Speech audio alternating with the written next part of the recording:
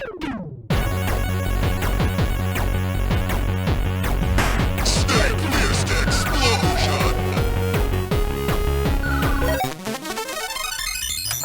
my god, Russ, we're live! Oh my god! Wow, we're both, look at us, we're the same color.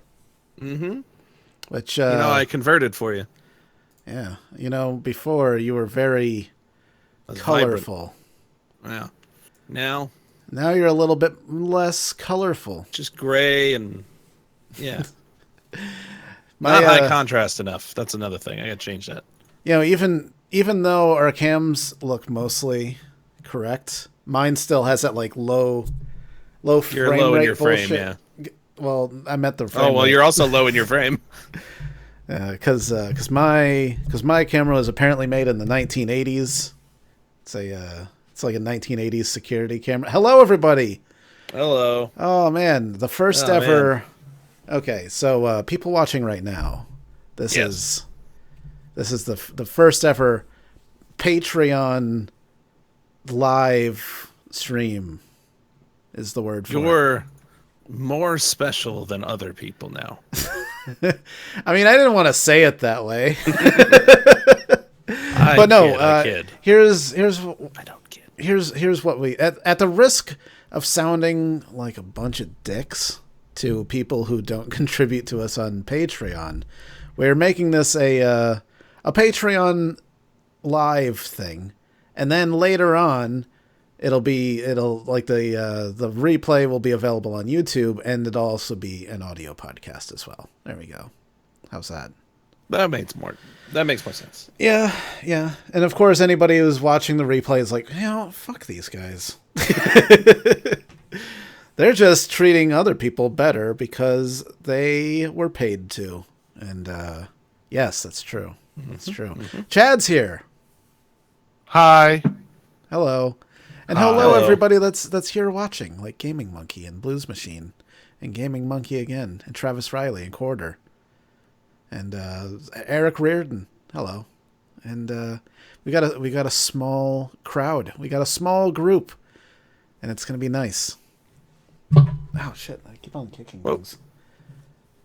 So don't kick things. Oh, okay. Not alive on this cam anyway. Oh man. Gaming Monkey says those 3 streams a day are getting to you. Is this true? You don't say. Oh. Now they're getting to me.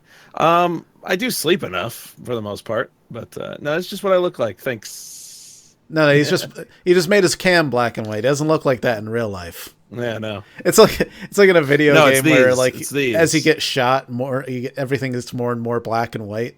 These are just my eyes, sadly. I could use a little lift. One of those eye work that people get done. I could use that. They could be some.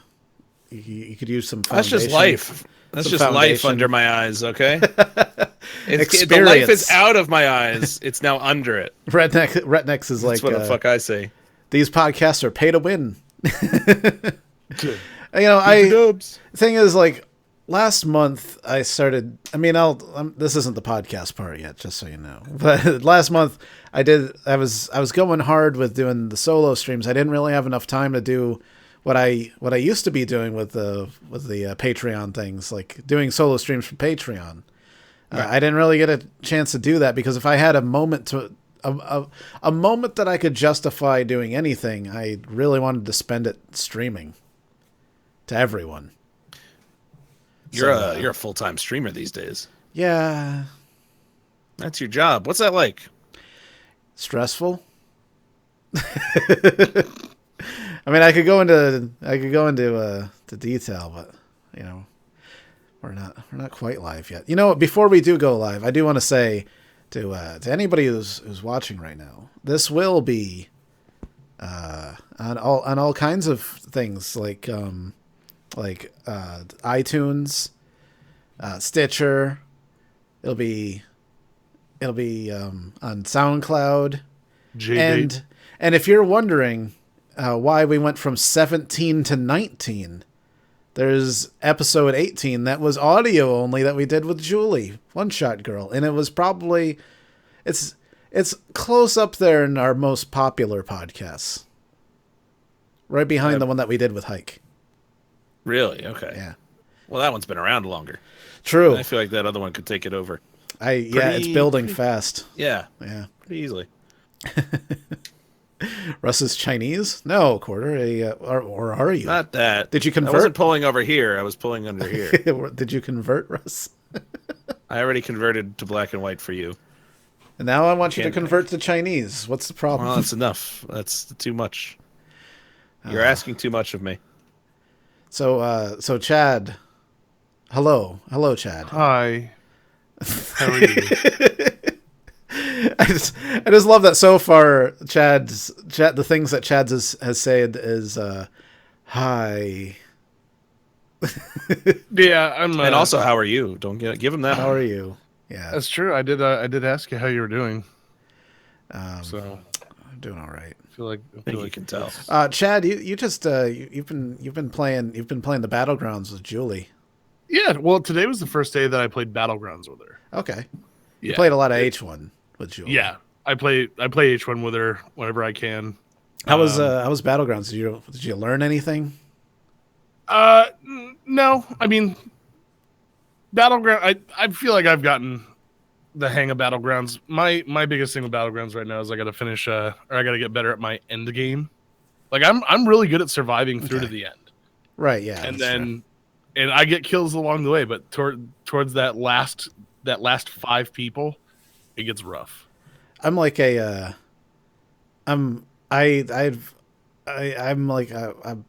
burn out fast. That's my strategy is go hard at the beginning and then I'll die right away, or I'll survive the beginning and then make it to the end. But if and that's only if I don't get killed immediately. Yeah. Which happens a lot. I saw Julie do something today because I was watching. A car drove by, and she just unloaded on them with a shotgun while they were driving away, and it worked like a real shotgun, which I always forget about. And she blasted like 2 guys out of that car when she was racking that shotgun at them. Yeah, shotguns are extremely effective in Battlegrounds. Yeah. She's good at shooting people. She's not. We're better at painting around people. Yeah, like we go right We're around. honest. Well, we find their outline. Yeah, I mean, that's what we make. I think I just got to change up my strategy now. I'm like Doc Holliday. Okay. So like they're going out to the big gunfight in the streets, and he's like, I'm your Huckleberry. And then they're like, you're too drunk. Here's this double barrel. He's like, all right. So he's so drunk that he can't shoot straight. So they give him a shotgun. I think that's what I gotta be. I gotta just go out there with a shotgun and spray and pray, and then maybe I'll have some better luck. And I just got to go more aggressive. That's when I get stuff. When I played with Bren, we were killing it every time. Yeah. Just because he tends to not. He just goes for things, and when I was going along with that, things went better. That's when I was able to get kills when we were playing. Yeah. So, let's just be aggressive. From now on. I'll be aggressive. I think we should shotgun. Aggressive. We should try squatting up with Bren. Aggressive. Yes. Yeah, I think that'd be fun. I think it'd be hell. Welcome to the Snakefist Explosion Video Game Podcast, everybody. We're talking about shooting people competitively. So it's okay. Yeah, as long as it's a competition, it's okay to shoot people. And Battlegrounds has just been really great. I love it. It kind of forced H1Z1 into a position where it needed to improve, and H1Z1 even was all right recently. Yeah. Well, like when we played H1Z1, like for people who are watching like way in the future where all games are perfect, H1Z1 had a lot of problems, and it took them forever to get those problems sorted out. Like simple things like follow cam, and being able to tell who your teammates are. Doors on your buildings. Yeah, doors. Yeah. And then the Battlegrounds came out, and it had all those problems already fixed before they even launched the game. And then there you go. And now H1Z1 was like, oh shit, nobody's playing our game anymore because it sucks. So they fixed it, and now it's an okay game again. Turns out it was easier than they thought to do certain things. The programmer at Daybreak Studios is like, oh, hey, this value here that says follow cam on or yes or no. I gotta change this 0 to a 1. Yeah, it's on now. Who knew? Maybe they were waiting. Do you think? Maybe they were just... Do you think they were hoping they would come up with something even better? Something that would blow us away, better than follow cam. Well, and then they were like, "Oh shit, now we got to do it." You know, they probably foresaw. They probably knew what Player Unknown was up to. They're like, he's making a game. It's going to be really good. Do you think they were just like letting their game go down for such a long time, so that when it launched and like their entire strategy is all these things that you hate about H1, this is better because it already has those things fixed. Do you think they were just waiting for that so that they could push out this new update that fixes everything? I mean, maybe, but that was a huge mistake. Maybe they really hurt themselves. I mean, it's not just the fact that it does certain things that the game didn't. It does a lot of what the game already did better. And it really did hurt. Like we used to have trouble getting into servers in that game. And now, once Battlegrounds released, their 160 people servers were loading up with 30 people in them. Yeah. When I streamed with Hike, I didn't realize what was going on. We went in the first time he played it. H1Z1 was 38 people in the server, and I didn't even think. I was just like, oh, maybe one of us has a bad connection and something happened. Or maybe we're just really good and like everybody else just died right away. They're like, oh, Russ and Hike are in the server. We better just kill ourselves, throw ourselves onto our hand grenades. We're not going to win this one. They plan on they haven't implemented it yet. The vehicle damage, like jumping out of vehicle damage yet. Yeah, that's one thing that I really appreciate about Battlegrounds is that right away it's like you jump out of a moving vehicle, you take damage. And yet fall damage is low. There's a few things that could use improvement. Yeah, like I've jumped off of a 3-story building and I took a decent amount of damage, but like if you've ever jumped off of a 3-story building in real life, you'll know that was a little skewed. You know what they need to put in the game is broken limbs. That'd be real great. Yeah. Yeah, I mean, it would be crawl, cool. Force the people to do a number of things. Shooting is a thrown all off. Whatever. Yeah. That'd be great. I mean, I could see them doing that too. Oh yeah, definitely. Yeah. I hope they do it eventually. Making people crawl would be great. Yeah, I would be so happy with that. There's another game mode that I was reading about on the Battlegrounds website called I think it's called War or Total War, and what it is it's 2 teams. It's like the same size server, but it's a team deathmatch mode. So like it has the respawning and everything of a team deathmatch, but it's a war scenario, and that goes for 50 minutes, and then at the end it turns into a battle royale situation where they start introducing the circles and forcing everybody into a smaller location until it's the last man standing. And that I think could be really cool. So it's a pre-game that happens to also be a war. Yeah. Yeah. It's a war that ends in a battle royale. That's awesome. Yeah, and that'd be really good because it gives you a really good opportunity to get out there and like get some practice in, like instead of just having to do session after session, jump in, grab a gun, run out, get killed, jump in, grab a gun, so on. Like you would just kind of start over, and I don't know if you'd have to re-loot again. I imagine you probably would, because they probably wouldn't want everybody just already geared jumping in. But no, so they would just keep on going at it, and it'd be good to get some practice and get everything. I don't know where I was going. Did you say that's a thing they're actually working on, or is that that's on their website? That's a game mode that's on their website. Because I was looking through it, I'm like, do they have any plans for 5s? Right. And right now they've got solo, they've got duos, and they've got squad, which is 4-player. And then below that, Total War. Where it's like, I guess 64 or something. 64-man squad. I mean, that's something that H1Z1 could have used for a long time. It's just the idea of we're going to come up with new modes. Like that's I hope eventually they add. Even if H1 had like a deathmatch mode, that'd be interesting. True, but I want them to do stuff like melee only would be great. Yeah, pistols only, shit like that. I think one of the things that I want the most from them, private servers. Yeah, private servers would be nice. Be able to host H1 would never do that.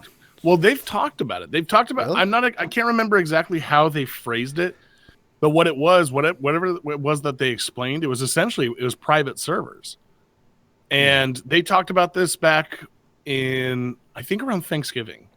But they said it was later down the line, but it was something that they were working on. When we'll see that is anybody's guess. I mean, it'd be great. It'd be awesome. Yeah. I mean, it would have been greater if we could have done it a long time ago. Because, like, even though we went back to H1Z1 and it was fun, it's like I'm kind of done with it, to be honest. Oh man, you know what I'm not done with? Worlds Adrift. Okay, I was gonna say farming sim, but yeah, that too. That's my guess with you. It's Worlds Adrift is, it's like I always expect you to say that. Yeah, well, let's talk about Worlds Adrift then. You know what's cool about Worlds Adrift? It's out now. That part's cool. But what else? I mean, actually, it's not out now. You know when it will be out for us. You get to play it now. You know what? I actually have some inside information about that. I heard from someone they're planning on putting out the early access beta at the end of April. Really? I heard from someone that works at Worlds Adrift. Oh my God, are you giving up information you're not supposed to? Who knows? They didn't say anything. Hey, we don't appreciate you breaking this news. I never signed anything. But no, actually it was kind of funny. I got an email this morning. First off, we played Worlds Adrift on a stream, and it was fun. And there was this one moment where I jumped off of an island, fell like 100 or 200 feet down, and then grappled onto my ship, and then swung around it. It was pretty awesome. It's on Twitter, and Facebook too.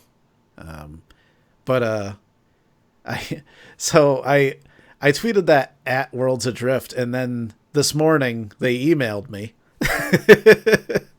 and they really liked it, and they asked if we'd be interested in playing it more as it's released, and I said yes. I wrote a longer email than that, but that's basically what I said. And it was the first time that anyone's ever thanked us for playing their game. It is nice. It is nice that somebody somebody reached out. What else did you say to them when you wrote back to them? Oh, they asked if I had any feedback, and I gave them a lot of feedback, like as far as like our experiences were. I'm sure it's nothing that they didn't already know, because there were two major issues, and I mean this is like and it helped looking at things from like Chad's perspective, for example, because you got in and immediately you were like, this looks like I'm playing a PlayStation 2 game. Mm-hmm. And I didn't understand what you're saying, because I'm like, what are you talking about? This is beautiful. There's like global lighting. Like, what the fuck, Chad? What's your problem? But it wasn't until like I got to the island that you were on that I was like, oh wow, yeah, we're at like 11 frames per second here. Yeah, the more dense those islands got, it definitely got a little rough. Yeah. So I put a lot of that in. Also, there were huge lag spikes, where it became more of a problem the faster we went on a ship. Yeah. But like when we're loading in between islands, it would just like the lag would hit, the ship would stop, and then when it took off again, you didn't know if the ship was going to be under your feet anymore. Yeah, there were a few times where we just phased through the floor. Yeah. And I mean, these are things that I expected, because I knew I knew what kind of things that they were dealing with in early access, but like Chad as fresh eyes on it, thinking, hey, we're gonna play this game that Danger keeps on saying is fun. Like you get in and that's what you see. Like if you were a new player, you'd probably be like, I don't get it. I'm not playing this anymore. It definitely I'd say it took me a good maybe hour and a half to really appreciate it. Like, because a lot of when you first start off and you're just on the island, like wherever you start, you're just you're swinging around going, okay, it's cool, but it seems small. Yeah. And then as soon as we started like going to the other islands, and when we hit the storm wall, that was fucking crazy. Yeah. And that was a wind wall. We haven't even touched the storm wall yet. Exactly. Like as soon as we hit that and the ship flipped upside down and I started hanging near the propeller, I was like, I think I love this game. Yeah. And I mean, and if those lag spikes didn't happen, that would have been a better experience too. Cuz like we would have been able to just stand on the deck while all of that was happening without it like flipping around and going crazy on us. Yeah, but you know what? Without that lag spike, I wouldn't have had that experience, and I'm glad I had it. I'm glad I got to swing like that. It felt good. It felt right. Felt new. Oh man, but I'm really I'm so excited about that game, and I really want it to be a successful game. And I told him that I'm like, I want this to be a success. I wonder what it's going to be like when there's so many people in. Yeah. Like, because right now, I mean, there's only so much to go around. You don't run into too many other people. Yeah. I'm guessing loot will have to come back a lot more, or else there's not going to be much around. Well, that's a very limited play zone as well. You think they're going to open it up more with the beta? Yeah. Oh yeah. All right. Well, I mean, the full version, like, it's what they promise is something kind of like whatchamacallit, the space game. No Man's Sky. Yeah. Or like essentially planet to planet travel. Yeah. So like a world that's so big that it's unlikely that you would go to the same island twice. Is kind of what they plan. Like they're playing like thousands of islands, and they're all community generated too, like from the world the World's Adrift island creator. That was actually going to be my question to you, because you made the Mullet Island. Mullet Island. And I should tell them that Mullet Island exists and see if they'll throw that in there. You absolutely should. But yeah, so when you use the island creator, they upload those into the server? It goes to the Steam workshop, and then from there they go and they look through and they find good islands. Mine probably wouldn't make it because it's kind of like a joke island. Yeah, it's a giant head with a mullet and a mustache. Wouldn't fit in the reality of their world that they created. But if I did make an island that just had a big head in it, that could be something, because that could be like part of a statue that broke off. Like they're looking for things that kind of enhance the lore of what happened. So they're looking for things where people have they've created like ruins like that are kind of decaying into the hillside or something. Like they're looking for islands that actually have some like game development insight into them. And they would do streams, because I used to watch their streams on Twitch. They would do streams where they'd go through and look at people's islands and say what they liked about them, and they'd find some really interesting stuff and like interesting ways that people would like use and resize props to make new props. It was fascinating stuff to watch. That's actually what that reminds me of is Spore. Do you remember Spore?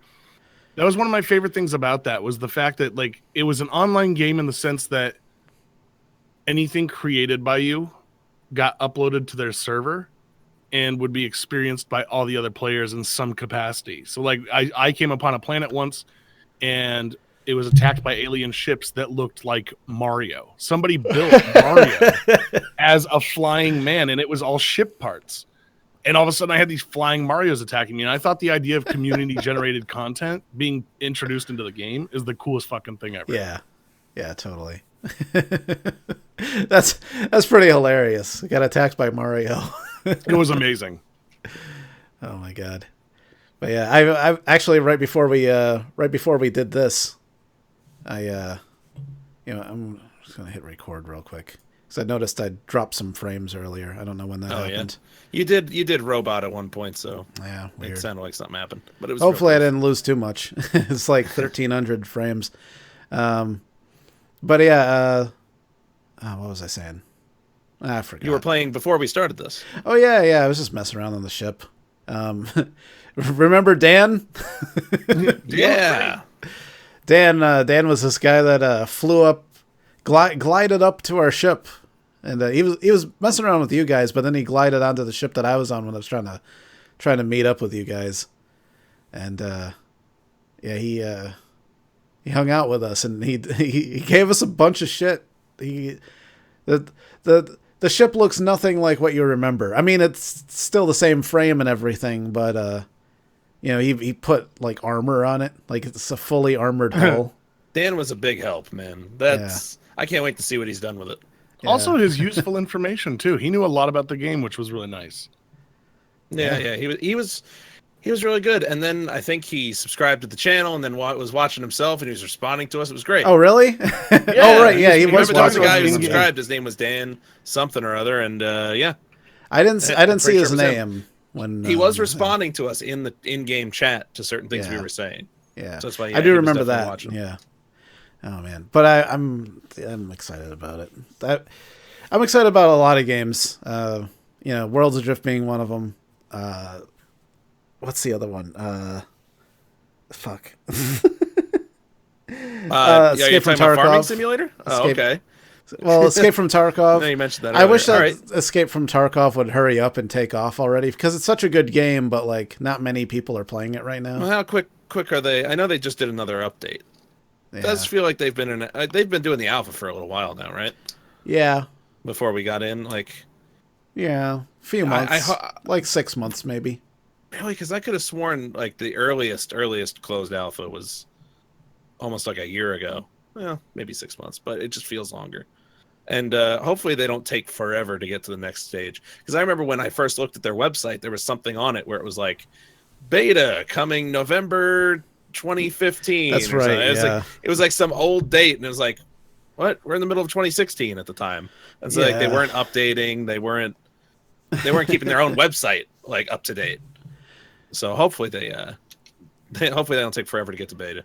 And then like they speak Russian, like it's a Russian company.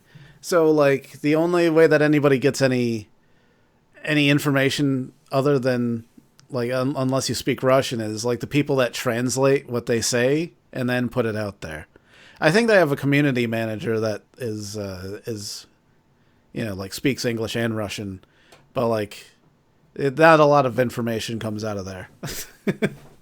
They're not very good about updating their website either. It's like it has information on it from like months and months ago, and hasn't really reflected anything that's happened recently.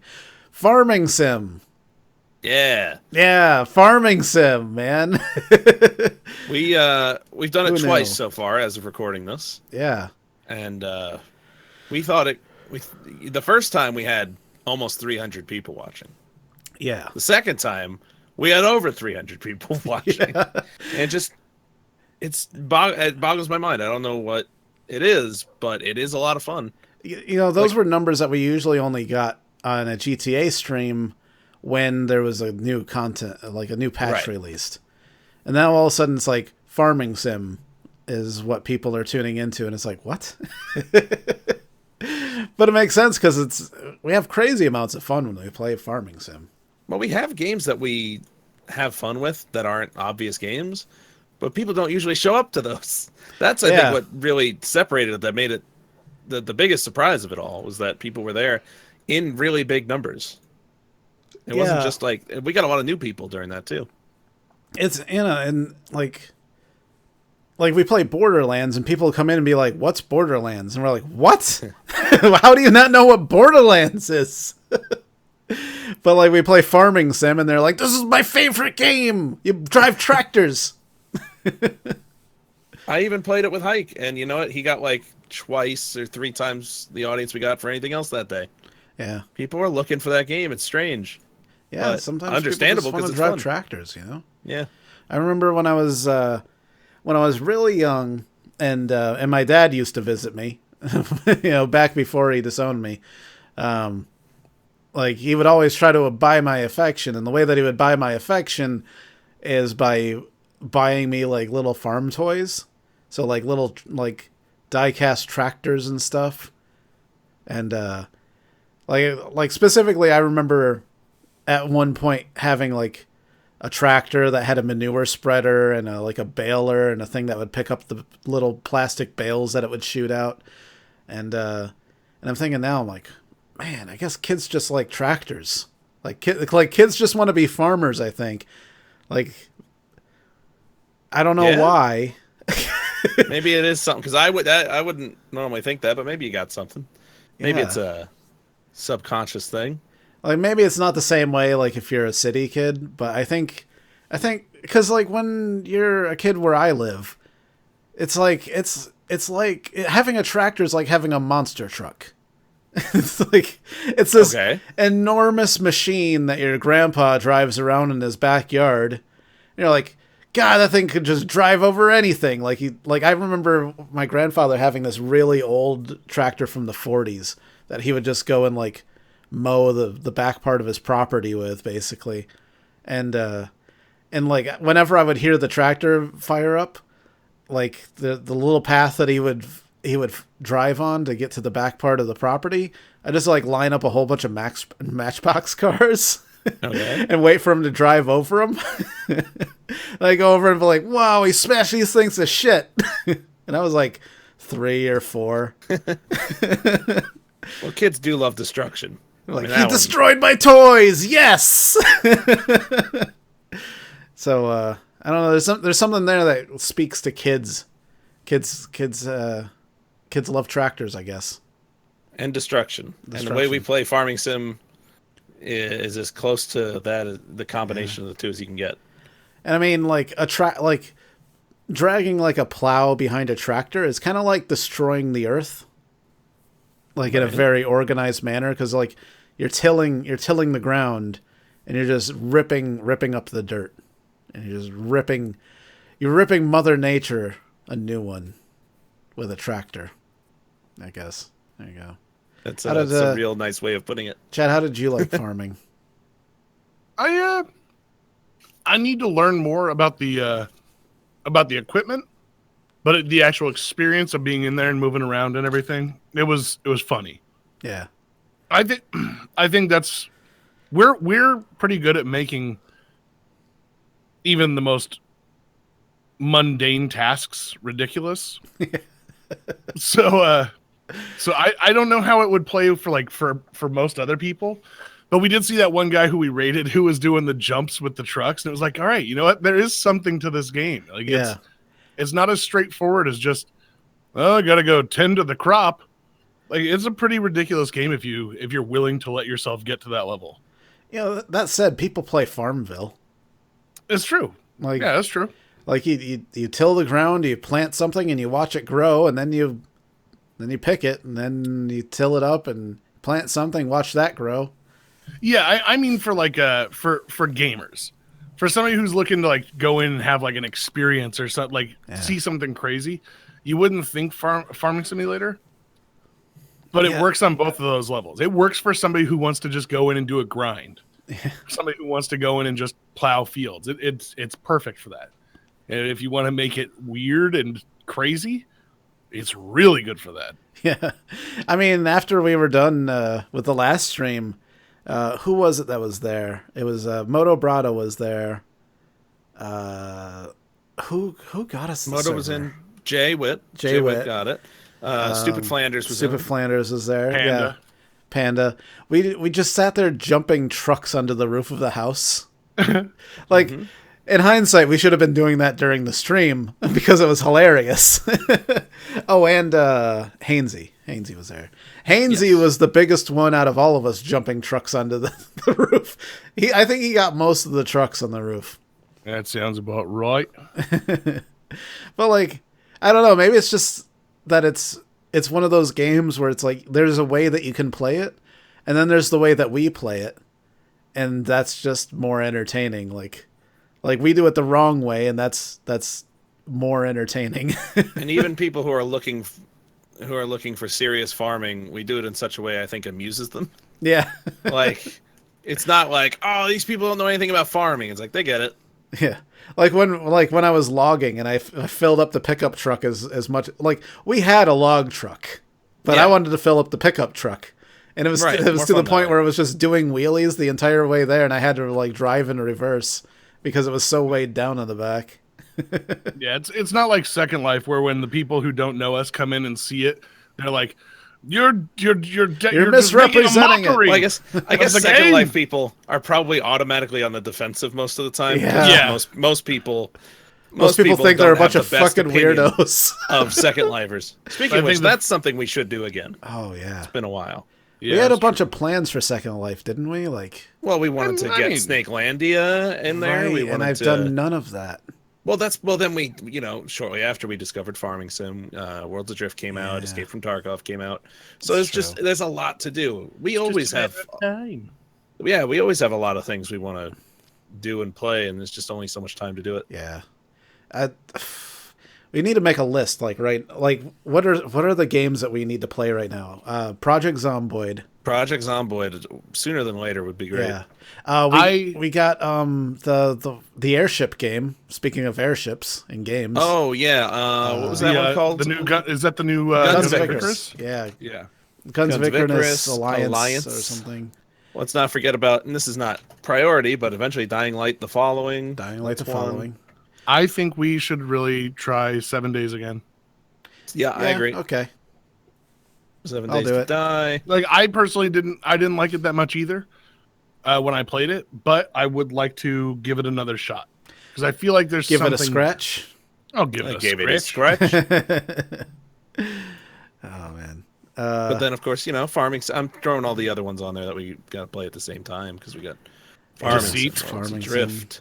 Deceit. Oh, let's not forget Gary's. Like, we really need to jump into Gary's mod. Oh, yeah. Gary's mod. Because, like, Gary's mod itself is a few different games to play. Yeah, we could do the Hidden. Things. That's like hidden, a different. I want to try. That's like a standalone mod itself. What was that one? Mortis or what? Mortis or more. Yeah, Mortis. Whatever it was called. Modus. Something close to that. Yeah. But we got to do prop hunt. We could do hide and seek. Yeah. I think we should. I've been thinking about it, and hearing Hike go on and on about it, I wouldn't mind trying Roblox. Roblox, at least Phantom Forces. Yeah, like that's the fun one, I think. We got to do Minecraft. Yeah. Let's just jump into Minecraft sometime, like because we got that. We've had a server for a year, and we've done nothing with it. Like I think we were just waiting for the last episode to come out, and I just don't have any time to edit. And I don't have time. If anything, I have less time than I did, and I might be about to have even less time. Yeah, this month's up, or more time. Could be more, could be less. I don't know, and that sucks. So. Yeah, things are rough. Things are rough right now. I'm trying to give this whole like full-time thing a go, and it might have been way too early to do this. To be honest. Well, at least you can do it. Yeah. Like, part of that thing was just everything's it's to stress, though. It's real. It's nothing but stress. Like there's entire nights where I don't sleep, just because I'm like, how do I force this to be more successful? And you just can't. You can't do it. Nope. It's like, there's a lot of things that you can do to maybe become more successful. But it's such a gamble all the time. But luckily people want to watch us, and that's like the one saving grace that we have. Yeah, that's true. And I wish I had more. See, that's where if we were just at a point where we could take most of, if it was what we did every day, then we'd be able to play all these games. Be able to set up a schedule, say this day we'll play these, and we'd be running out of games, if anything. Exactly. We'd be getting sick of more games than we could play. Yeah. It would just be ridiculous. We'd be looking at our Steam libraries that are hundreds of games long and being like, we played all these this week already. When are we going to finally finish Double Dragon Neon? You know what? Let's throw that on the list, too. Yeah, Double Dragon Neon's got to be finished. We started that, in 2014? Yeah, that was an early video. GTA 5 I'm going to put back on there, too, just to show how many games we have to play. That's an obvious one. God, what else? I mean, Second Life. Borderlands 2. Pre-sequel. And I've got a bunch of single player games that I want to do, like Gunman Taco Truck I wanted to do today, but I just couldn't do it. I just couldn't get motivated first off, and then I'm like, well, it's almost time for us to do the podcast, and then I got pushed back, so I'm like, fuck, I just wasted a bunch of time. I was actually working on new overlay stuff. We switched donation things, right? We used to use Tippy Stream, and it just kind of stopped working, and we switched to Streamlabs, which worked for a couple days and then stopped working. And hopefully I got it fixed now. There's no way to know, but hopefully it's fixed now. But it's frustrating because it's like that's part of the whole business. Like YouTube isn't giving us ads. Well, I mean, they're giving us some, but we can't count on them. So everything about YouTube kind of changed a lot over the last year, where it's like, if you didn't spend the last year encouraging people to donate and getting a Patreon and doing getting whatever the word is for the YouTube donations, super chats. Chat, yeah. If you haven't been getting super chats, then you're fucked. It's not necessarily YouTube's fault right now, because it's advertisers are pulling out. They'll come back. I have no doubt that they'll come back, because YouTube's the biggest name in the game. Right. This can't be a story forever. No matter how hard Wall Street Journal tries, something else is going to come up. Yeah. Right now, they're just, what it is that the Wall Street Journal pressured them.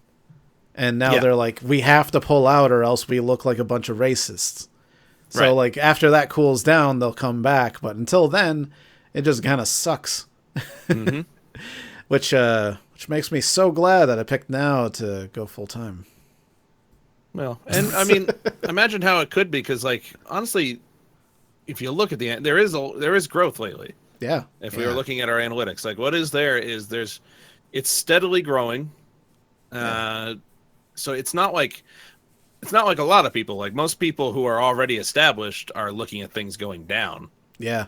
So I mean, I would have been more worried if we followed that trend, but at least it's not, Yeah. And that I think speaks to the quality of what we're putting up and the audience. Chad's been growing. Yeah. Chad just passed 5,000. Yeah. He muted out for a second, but Chad's muted. I did. So I was going to say, congrats on 5K, say nice Chad. things about him while he's gone. Chad, you've been growing like a weed. Yeah, it's unexpected, is what it is. Yeah. And you started maybe a year ago now. Less than a little year bit ago, less. Yeah. Maybe 10 months. 10 months, and you're at 5K. Yeah. I think my first stream was May 30th or May 31st. And I didn't even intend to stream. Yeah. I didn't want to You stream. did it just to have an extra cam, right? That's literally it was because of the forest. I literally I built a $2,000 computer just to play. That's right. That was it. Yeah. And then I did weird shit in the forest, and you guys were like, "Get a camera up." Yeah, that's right. Yeah, because you'd be like, "Oh my God, things are happening!" Yeah. It's like no one can see you, Chad. Oh man, that was last year. Yeah, it's a happy accident. Can we forget the forest and go back and experience it for the first time again? I would like to. Does the technology exist yet? We need that eternal sunshine technology. Yeah. Wipe out a year of memory. Oh man, we wipe out a year of memory, and we're like, all right, we got 6,300 subs. Wait a second, how'd we get 32,000? I would Russ, be such did a you happy see this? person. Where's the analytics on this? What happened? What did we do? I'd be such a happy person if I could get rid of the last 2 years from my memory. Oh man. Oh, I mean, It's it 6 can't for be me. that bad. 6. It can't be that bad. Nah, you know. Look, things are what they are, right? Yeah. I mean, Look, it's not like our lives are without positives. Even down in Texas, I'm sure there's there's happy moments, right? I mean, I have parts of my life that, like a lot of bad shit happened. Like, I'm talking shit that like changed the way my brain works for the rest of my life. Well, all right, yeah. And I don't think I would want to forget those. I mean, like, I don't want to think about it, but like forgetting it, I don't think makes me a better person. Honestly, nothing like profound has happened to me in the last 2 years being in Texas. It's nothing like crazy that's happened to me. It's just it's been a 2-year long drag. Texas is a drag. Yeah. It really is. Yeah. And just the situation. It's not like I'm not going to sit there and say that like, oh, woe is me. I'm just not happy. It's been a while since I've been like in a comfortable place with a good support system around me. I'm on my own in Texas. It's a bummer. Want to move to Thailand? Well, no. Well, they do have lady boys. Yep. They've got really The best in the convincing lady boys. Look, I've seen some lady boys where you're like, that's a chick. And then they say, I'm a lady boy. And you're like, what? And also, like, I know people will be like, that's not the correct terminology. In Thailand, it is. Yeah. That is politically correct in Thailand. I've been like reading a lot and watching a lot of like videos about Thailand because I've been really super fascinated watching a lot with of videos about lady boys. Well, shit, no. I mean, there's an episode of Anthony Bourdain's show. What is that show that he had? Where he goes less traveled or something like that. Yeah, anyways, he goes to these places that you don't usually hear about in a travel show, and he eats their food and experiences their culture. One of them, he goes to Thailand, and him and his he has a friend that lives there, I guess, or is at least very familiar with it. And he's like, we're going to go to a ladyboy show. And they go to a ladyboy show, and like on stage, you have no idea that these guys used to be dudes. There's like ways to look for it in Thailand because everyone's a lot shorter than in America. If a woman's like 5'7" and has like some pretty meaty legs, that might Adam's be a apple. ladyboy. I don't know. Like I've never been able to see the Adam's apple, to be honest. Like, I mean, I like there's some times when it's really obvious, but like I guess I just don't know how to look for it. You got to look past the concealer. Yeah. Hide in the shadows. Well, the thing is, I'm American, so like most people here just have some fat necks. It's true. So it's like, how do I find the Adam? Like, I can't find my Adam's apple. Oh no, mine's been gone for years. Yeah, it's under my beard somewhere, I guess. I think mine gave up and just slumped down to one of my shoulders. Yeah. But I've just been really fascinated with stuff like that, and one thing that I'm really fascinated about is like we could just move there. Like, you can get a without making a big to-do about it. Well, like you have there's ways to go there, right? Like you can get a travel visa, like a regular travel visa for 90 days, which means for 90 days you can just go there and nobody asks you any questions. You're just like, I want to spend 90 days in Thailand, and they're like, of course you do. Yeah. Why wouldn't you? And then there's companies there that you go to them and they do what's called a visa run. And what a visa run is you get to go to another Pacific Island nation for a day or two and lounge around on a beach, and then they stamp your passport there, and then you head back, and then you get another 90 days. So you just you keep renewing it. They just every time you're about to like expire, they send you to another island just to re-up. Yeah, everybody hops on a boat or a plane, and they're like, "We're going to Malaysia. Come on, let's go." Then you go to Malaysia, and you hang out on the beach, and you drink. And then they're like, "All right, everybody back in the bus. We're driving across the ocean back to Thailand." And then you got another 90 days.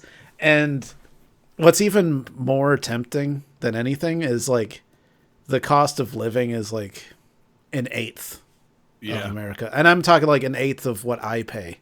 And the economically depressed shithole that I live in. Like, you can get you could rent a house, like an actual house in Thailand, for the equivalent of about $350 a month. Jesus. Yeah. And what's the downside? Now, obviously you could say, oh, living in Thailand because it's far away, but what would be bad about your life if you did that? Nothing. Well, I mean, you live in a tropical paradise. No, it's called. It's also that cultural shift. You'd have to adapt to your surroundings. There is an adaptation. Is it Thailand or is it Malaysia? I can't remember which one it is. Actually, it's in Malaysia, and Malaysia is very similar, like as far as cost of living, and you can also do the same thing in Malaysia that you can in Thailand. Ladyboys, that's right. But there, like, all the signs are in English. Almost everybody speaks English. So more traveler friendly. Yeah, Thailand.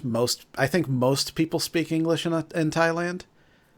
So you don't have to speak the language. Like, most people know very basic English, at least enough to communicate. Like, yes, tailor me that suit out of the finest of materials. I will give you $17 for it. I've definitely noticed that in many other countries.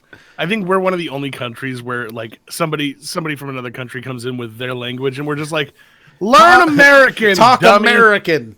Yeah. You're of lower intelligence because you don't speak my language. Yeah. No, there's no downsides. This might sound racist, but it's also better if you're white. And then let me explain before everyone's like, "You racist asshole." I don't think that sounds racist. I think it's so. I'm assuming So all of these Pacific Island nations,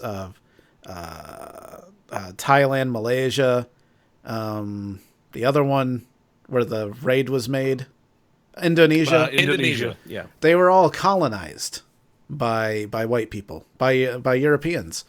And just for hundreds of years, it's just been this hierarchy system where it's like, things from the West are better. Anything that's made in the West is better quality, and white people are rich and higher social status. And it sounds racist, but it is absolutely a real thing. So there's I think there's a Vice documentary, or maybe it's something else. I can't remember. I actually didn't see it. Somebody just told me about it, so I need to watch it. I watched a Vice documentary about American expats in China and how you can get a job just being a white American in China who's hired to be places. Yeah. Not even have to do anything. It's the same thing in Thailand there. too. Like, yeah. Okay. Well, because if it has a Western appeal to it, it has more value. So, like, there's like manufacturers in Thailand and Malaysia that, like, they change their image so that locals will think it's a Western company, so that they'll buy their products. Right. Otherwise, they're like, I'm not going to buy that. That was made here. Like, there's just this general idea that if it's local, it's not as good as somewhere else. Right. So they'll, like, if they're like launching a new product, they want white people there to look like they like it. It's super weird and it sounds racist, but it's a real thing. I don't know that it does. You're just saying a thing that exists. I know. Yeah, I don't think whether or not it is racist, if these it's were up to my people's opinions, interpretation. like that's the thing. If these were my opinions that I was expressing, it would be racist. But it's based on reality. Like if you were just going around like whites are better in Indonesia, they would agree. And it kind of, I guess, like in America, we have a lot of like racial hostility between people who are white and people who are not, and and it sucks for people that have to deal with that. But as white people, we don't really have, like, we have to deal with the guilt of it, and that's about it. That's about how bad it gets. Mm-hmm. But like Louis C.K. said a long time ago, he's like, I don't think white people are better than anyone else, but being white is obviously better, right? Because like if you get in a time machine, like you can pretty much pop out at any time in history and they'll be like, oh, a white person, well, I've got your table waiting over here. But like say if you're a black person, it's like you could go back to maybe 1985, maybe you could go back 20 years and still have an issue. Yeah, and they're still like, get them. So yeah, Thailand, a place where it's even better to be white. Could you imagine? Imagine. It sounds so bad. It and does I'm sound sorry. bad, yeah. I'm sorry, everybody. But sadly, it's the truth. Yeah. It's the truth of the matter. Truth And of you know the what? facts. I got to bring it Danger. up. Travis Riley, he's got all the facts. He's like, time to move to Thailand, get some cheap housing, good internet, and ladyboys. Hey, well, he says Taiwan. Taiwan. Now, okay. is Taiwan the same? I don't know. Time to start Taiwan's a finding little things bit. out. See, there's most of these places are very modern, and a lot of people don't think about that when you're talking about Pacific Islands. You say Thailand and you think like people farming tea leaves and But if you go to Bangkok, that is a very modern city. Like you go there and you're like, this looks like America. Yeah, I think a lot of people's perception of a lot of those Eastern islands is basically like the opening of Rambo 3, where it's just like huts with people like cage fighting. Yeah, wrestling snakes. Exactly. Well, I think most places in the world, it's just I guess a Western thing, or maybe it's just American, but like you hear just about every country has that. Like you could go to the capital of the Congo, and I bet most people would have one idea in their head. It's just like, no, it's just a city. Mm-hmm. The Congo. Yeah, no. I'm telling you, I've seen pictures. They have just normal cities. The Congo's different. I've seen documentaries about the Congo. I'm not saying it's any. Everything I know comes from Anthony Bourdain, by the way. Oh, okay. But no, he did a thing about the Congo, and he went to visit this tribe, and this tribe is like has they have the disgrace of being the tribe that let this one white person into Africa. And I don't know who that white person is, but that white person's the one that ruined everything. The one that went in and like enslaved everybody and like chopped off people's hands and tortured people. And like their tribe was the first one that he went to, and they could have just killed him. But instead they showed him hospitality. And because they didn't kill him, a lot of bad shit happens. It's like it's basically like if Hitler visited your country, and he's like, "Hello, my name's Hitler," and you're like, "Oh, well, have a seat. We're having breakfast." And he's like, "Hey, you guys are all right," and then he takes off, and then you realize that genocide happened after he left your tribe. I see. I guess I meant more of like what the area looks like. Obviously there's still issues, but one thing that the Congo was working on when Anthony Bourdain was there, and this might have been like 2011 or 2012, is they were trying to rebuild this one railroad that would connect them to the main line of railroads that would enable them to trade with South Africa. And the train that they were using was this this old beat up train from the 70s that the French left behind. And it barely ran, and like the people working there were basically just they were volunteering to work for the train company, because the train company didn't have any money to pay workers, but they're hedging all of their bets on this one train running, so that they can trade with South Africa. Mm-hmm. Yeah, it's really fascinating. I wouldn't put the Congo in the realm of modern cities. What I meant was that it looks like a modern city. That they have. It looks streets like and buildings and skyscrapers and shit like that. Like that's the thing. It was colonized by the Dutch, and they built a lot of those things. They built a lot of buildings. But if you went there now, it's like there was this hotel that used to be a really fancy hotel, but now it's the slums because the Dutch left. Yeah, see, I didn't mean like it's a great place. I'm talking more from a superficial point of view. Like you brought up how people think of Thailand and they think of like the scene from Rambo 3. You know, it's but like the Congo's, that's all I mean. The Congo's more like the scene from Rambo 3.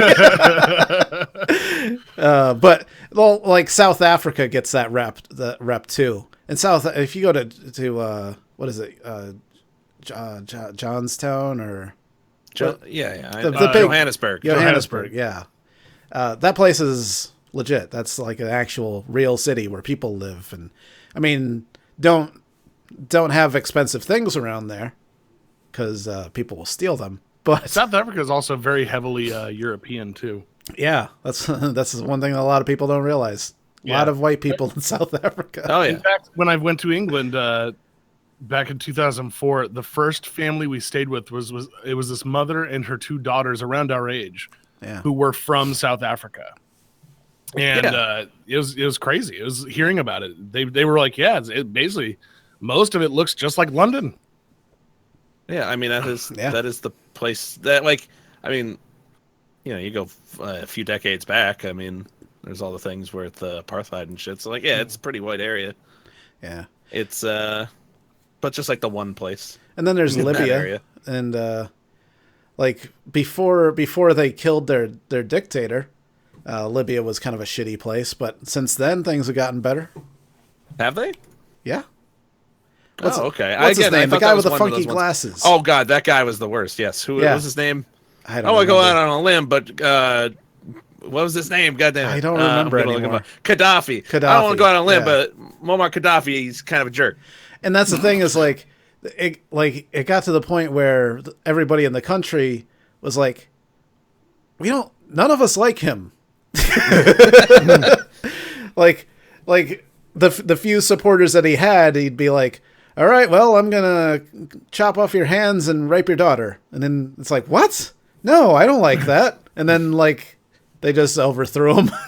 and there wasn't very many people supporting him. So the rebels came, and the military was like, you go ahead. Take him out, I guess. And you go to where his palace was, and it's just rubble.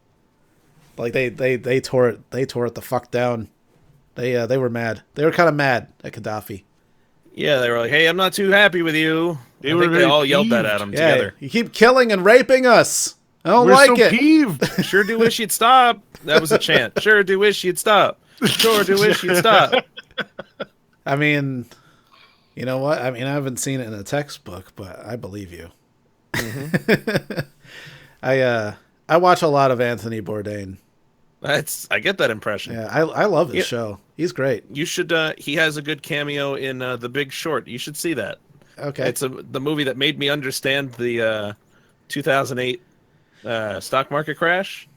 And Anthony Bourdain has an extended scene where he uses food to explain part of what happened. You would love it. Parts unknown. Parts unknown. Yeah. As soon as you said part, it's that's right. Popped into my head. I was thinking road less traveled, and I'm like, that doesn't sound right.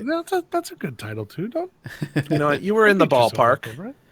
Well, I'm dropping frames right now, so. What? Don't do that. Yeah. Keep all of your frames. Boy, I wish Pick I them up if you can. I'm gonna switch. Okay, it's back up. Okay, weird. Danger is part of why you want to go to Thailand. Does it have anything Lady to do boys? with what quarter? Well, that's part of it. But what quarter, for example, was watching as we record this? Quarter? He refers to Thailand as a land of sex, and he has been there. So that's his personal. That's his personal opinion of Thailand. I don't know. Is that really why you want to go? I mean, To go to a land of sex. no. Okay. To be fair, that is especially. I think Ladyboys is the first thing that does come to mind now. But there was a time when Thailand was like associated with like, oh, you went to Thailand? Oh, okay, so you're a pedophile. Like that right? was, the old thing. How now was that Ladyboys 10-year-old boy? Yeah. Now Ladyboys are more like the first thing that comes to mind. But They've I wonder definitely if that's still an issue. I feel like they're advancing. You know, it's Yeah, good. It's good to see that they're progressing with the times. Less 10-year-old boys, more lady boys. Yeah. You know what? Those 10-year-old boys, they grew up. And became lady boys. I mean, look, I'm not going to make assumptions like that, but, you know. Just saying, those boys are men now. All right? Danger. Our Snakefist email got an angry correspondence from Thailand. Oh, no. They're not happy with what you Actually, said. Thailand is kind of the place where, like, if you did say something that, like, made them look really bad, they probably wouldn't let you come there. Yeah. They let you go there and then they cane you. Oh, wait, that was Taiwan, right? Taiwan. That was Taiwan. Yeah, okay. Oh, that was Singapore. Singapore. That's right. No, I don't think I would go anywhere just to get laid. Like, that's not really my MO. I mean, you do it Yeah, while I mean, you're there, but that's not your reason. I got to for represent being there. America, right? If it were a byproduct of the travel, by all means. Yeah. I mean, I'm only human, but Yeah. I don't know. I'm just really fascinated with these places, and I don't really know why. Like, I'm just like, it's like when I get obsessed about something, it's like every thought that encompasses my head for like a period of time where I'm just like, I need to know everything about this place. And I started looking into Malaysia first because I briefly had a friend that lived in Malaysia, but she was kind of weird. But I was like really curious about what it was like there. And then I was like, what about this Thailand place? And then like I realized that I knew that these places existed, but I knew nothing about what it's like being there. And then all of a sudden I'm like, low cost of living? I want to go there now. Sold. That's all you needed. I step off the plane and they're like, hey, you're a white guy. Here's a house. You don't look any further than that? Like, Yeah. just see low cost of living?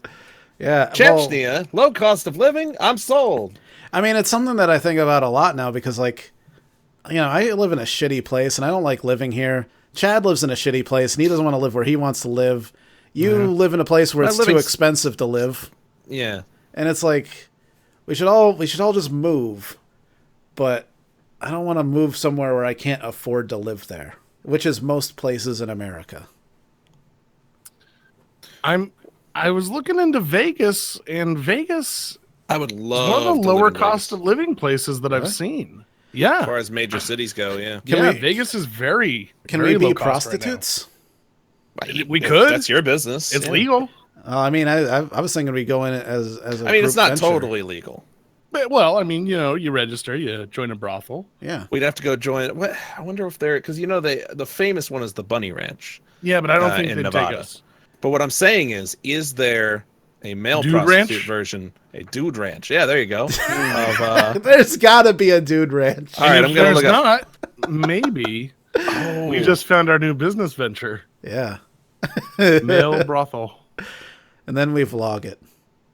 It's like, well, Legal. Do I hang on? I'm gonna what's up, everybody? go incognito first. I don't need this in my search history. Legal male brothel in Nevada. What's up, everybody? Danger here. I'm gonna bang this dude for $100. Oh, a story from 2010. Nevada gives green light to its first male brothel. What was it called? I'm looking. I think at the time it was just being made. It's It better not be the dude ranch. seen over by the shady lady Bobby Davis. What? Whoa. It's just the first story that came up.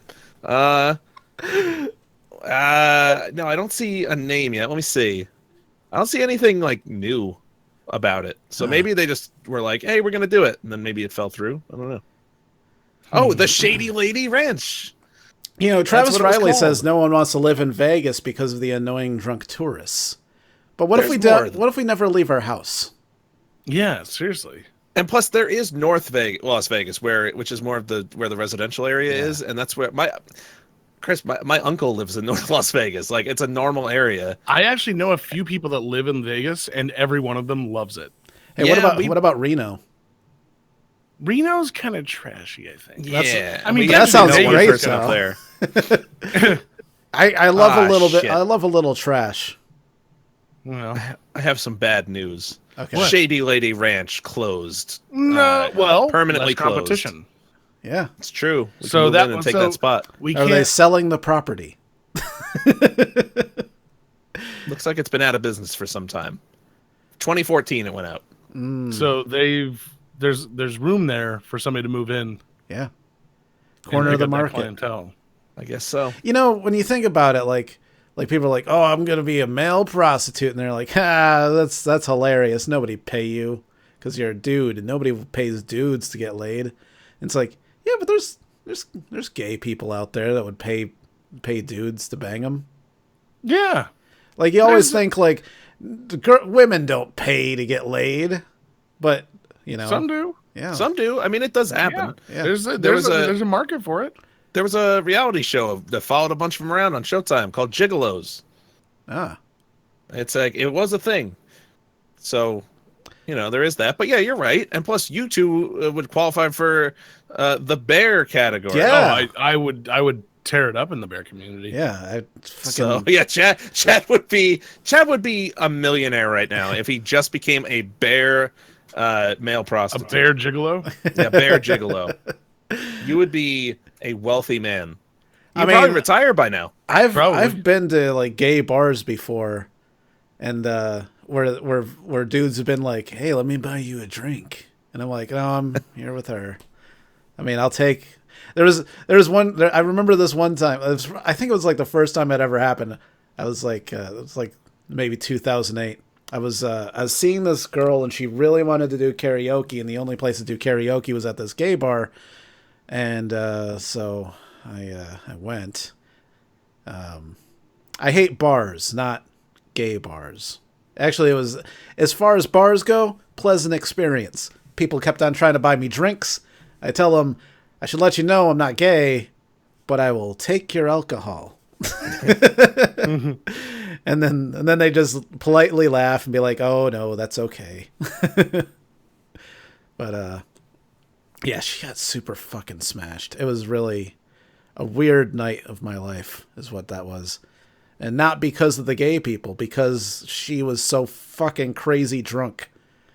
Like, I remember, like, the smoke inside the bar was so bad that I had to leave. It was one of those situations where I'm like, yeah, you know, we'll go out for a couple hours, that'll be great. And then 6 hours later, I'm still there, and I'm like, I just want to fucking leave. And then, like, my eyes were so burning from all the smoke in the inside. I could barely breathe. I was like dripping out of every orifice of my body. Like I can't breathe. So I go outside for like 20 minutes just to like get some fresh air. And I come in and I don't know what the fuck happened, but she's like naked. Everybody's annoyed by her. She keeps on like running up in the middle of everybody's like song that they're singing, and she tries to sing into their microphone. And I'm like, oh my God, I was gone for 20 fucking minutes. And I had to carry her out of there. Luckily she was really small, but I had to carry her out of there. And then like I'm driving her home, and like for no reason she just bites my arm as hard as she can. And I'm like, what? That's nice. What the fuck? And then, like, she lives with her parents still. And I pull up into her driveway, and I have to, like, carry her out of, like, drag her out of my car. And, like, I try to pick her up, but I can't get her over my shoulder. Like, I just don't have any more strength left. And I bring her into her house. And I'm trying to, I got her by the arms, and I'm trying to, like, drag her up the stairs. And, like, her pants are coming off. And she's like knocked out. And then that's when her stepmom comes home from work. And she's just staring at me, dragging her stepdaughter up the stairs with her pants around her ankles. Oh, God. And I'm just like, what the fuck do I do now? And I'm like, she's a little drunk. And she's like, yeah, I know. She does this every now and then. I'm like, great.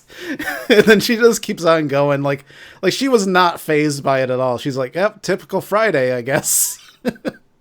And then I get her all the way up the stairs, and I'm like trying to drag her through, trying to drag her through the her door frame, and she's halfway through the door frame, and like her legs hooked around the banister, and I can't get her leg unhooked, and I'm just like yanking on her, pulling her leg.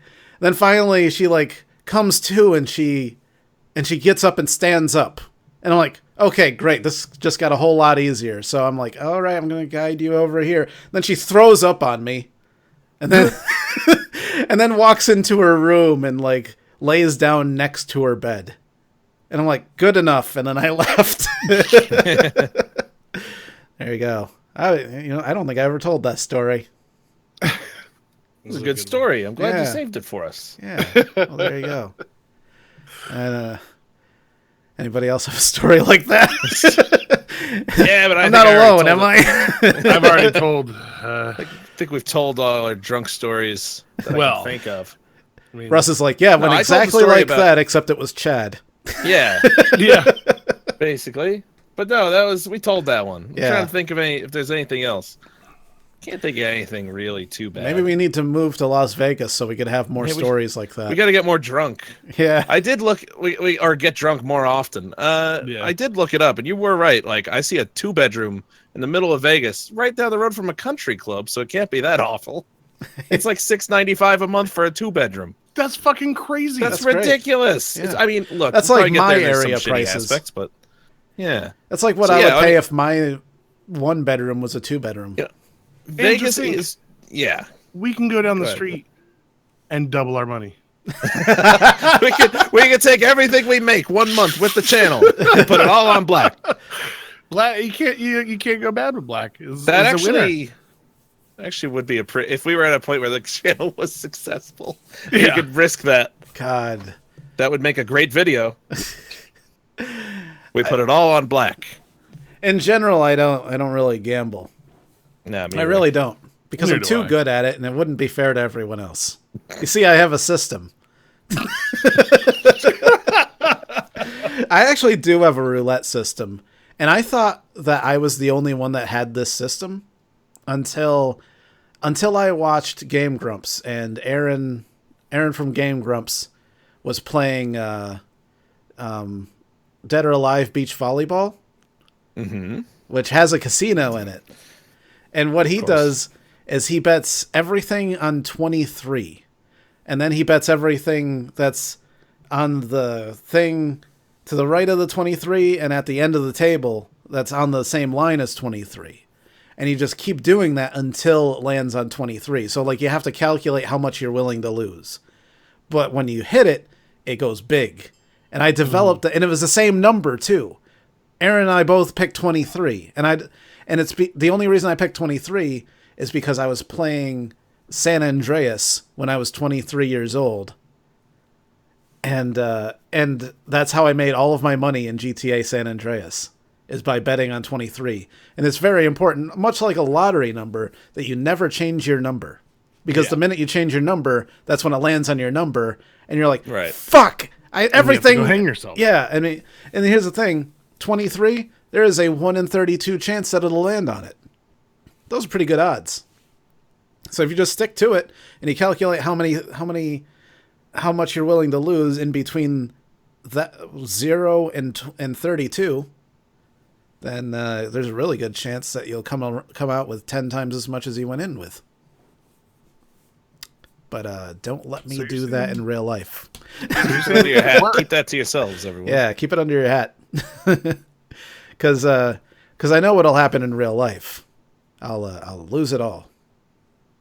It'll be gone guess forever. we won't know till we try it. So Vegas? I wouldn't mind doing it with a small amount of money. It's just like Anytime that's what I do. Anytime I gamble or anything, if I go to a casino, I usually only play like the video slots or something, just because I'm a fucking 80-year-old woman. yeah. But I hate videos. well, I'll usually only take like $100 or $200 with me, and that's it. Yeah. I take a specific amount, and the second I win, I'll usually pull out. Like we went to Atlantic City for Christine's birthday. We went to see, what was it?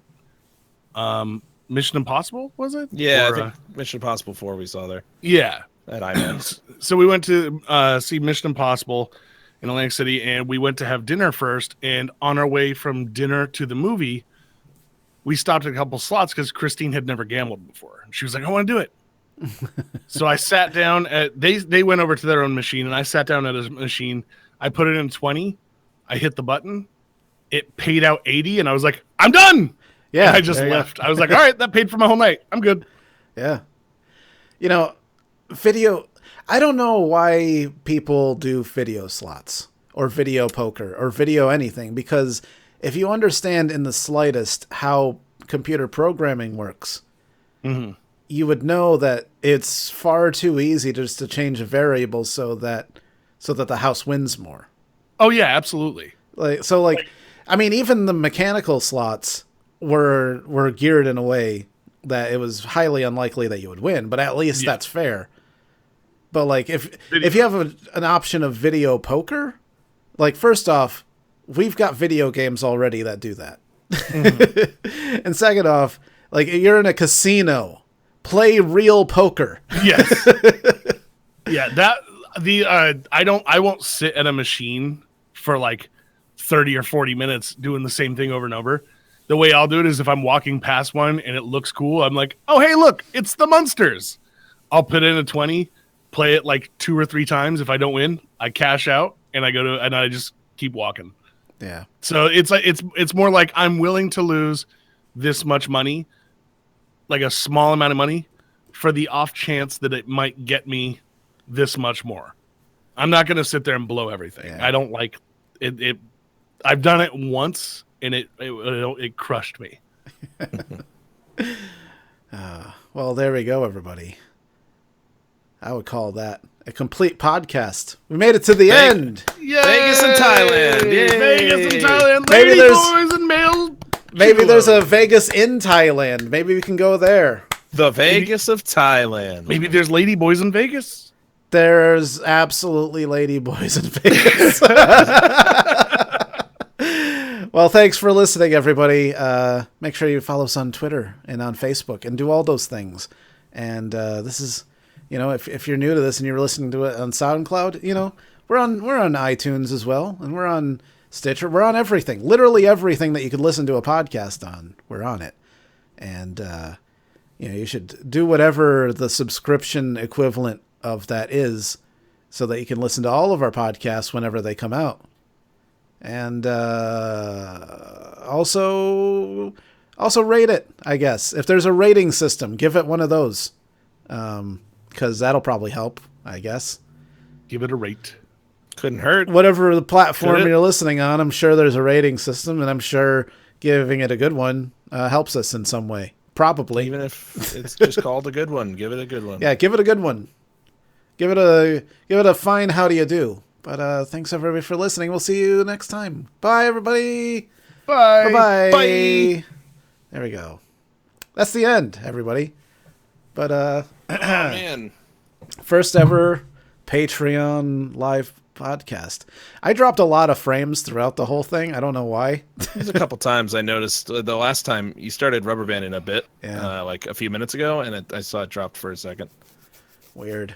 I started recording a little bit into it, like just doing a solid recording. I didn't think that was going to happen, but maybe next time I'll just do it from the start, just to be sure. Because I lost like 1,000 frames at some point. Total, like 4,800 frames. God. 1.5% of this podcast is not there. It's gone forever. It's gone forever. Nobody will ever know what we said. It's probably like the beginning of us talking about ladyboys. They'll be like, wait, what? How did we get to this point? They started talking about it. Never heard the payoff. They heard us say "lady boys" and then Congo. By the way, yeah, look up Kinshasa, Congo. Looks like a pretty normal place, superficially. That's the important thing. I'll be right back. I'm sure it's pretty awful still. Hey, Busa made it here. He says, Hey, Busa. Oh, he was talking about gambling, I guess. Everybody's got gambling stories. Hey, everybody. Quarter says, fuck Pepsi. I don't know what that's about. That was about the YouTube advertiser thing. Oh, yeah. I agree. Yeah. I was always more of a Coke man myself anyway, luckily, because fuck Pepsi. Yeah, but they're put in a weird place. How about that, was it United Airlines thing? Yeah, it was it's not good. And that's all I fly is United, so now it's like, fuck. Yeah. That's right. You know what? Every few years, another airline gives everybody a reason to say they're the worst. Southwest was the worst for a while. Remember when they kicked Kevin Smith had a story himself, but there was a few times where they were forcing people to either buy 2 seats or they were removing people from the plane because they were too heavy. Yeah. Shit like that. Where it's like, that was like 10 years ago now almost. Strong-arming people. Yeah, it's like there's always going to be some air travel sucks.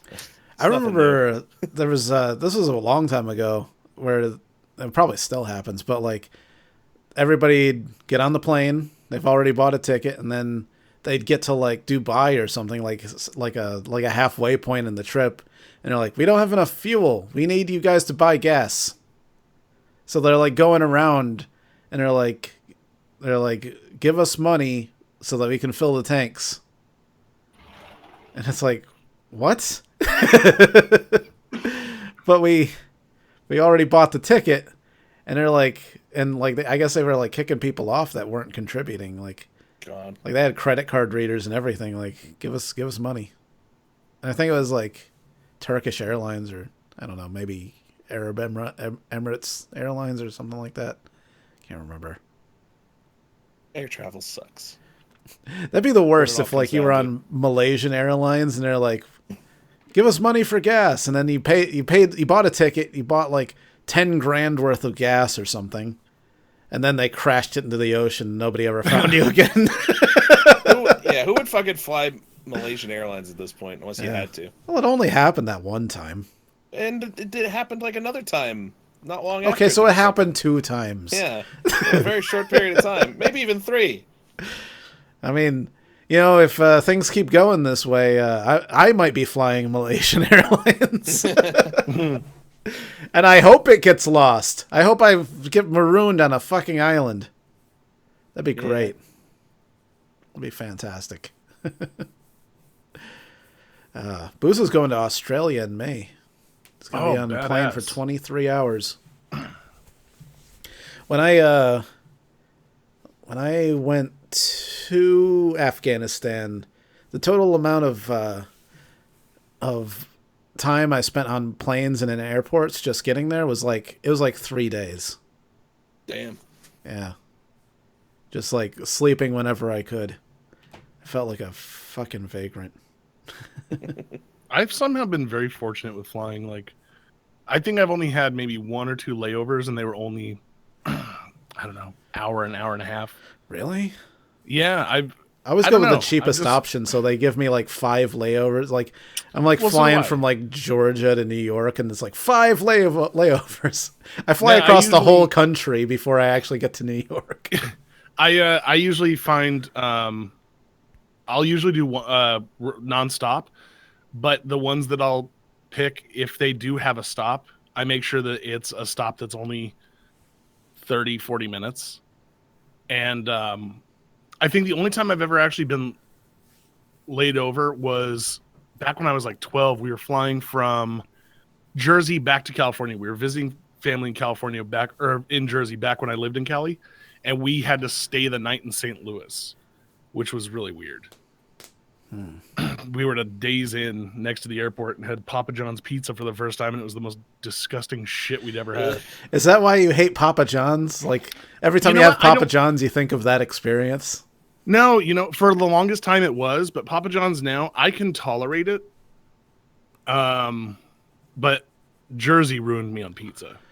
Okay. Jersey, as soon as you have pizza in Jersey, you're like, oh shit, I can't eat pizza anywhere else. I mean, I had pizza when I was in Jersey. You had the one. You had a bad experience, basically, Danger. I mean, it was good. Yeah, but the fact that it was only good, and even how it came out, like we weren't even very happy with it. Yeah. It was just the rare bad experience with Jersey pizza. Yeah. You got to come down to Jersey sometime when we're all there, and I'll get you a cheesesteak pizza at Rondo's and Brick. Well, gee, I mean, I don't know if I can get the time off of work. We could go on to Esposito Pizzeria. Absolutely, we have to. That's for sure. That'd be vloggable. That'd be great. That'd be a fun time. Well, I gotta go back there in June. Papa John's. When I was in Georgia, Papa John's was like the better option as far as like chain restaurants. Yeah. But pizza in Georgia is so much different than anywhere else in the country. Like you'd be hard pressed to find a place that makes pizza like the South.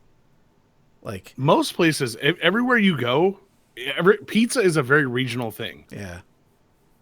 Like you go to a Papa John's or something, it's typically the same, but actual pizza restaurants, you go anywhere and it's like even Jersey to New York is different. Well, that's because we get that Philly influence too, and Philly has their own way of doing it. Yeah. And we get the best of both worlds there.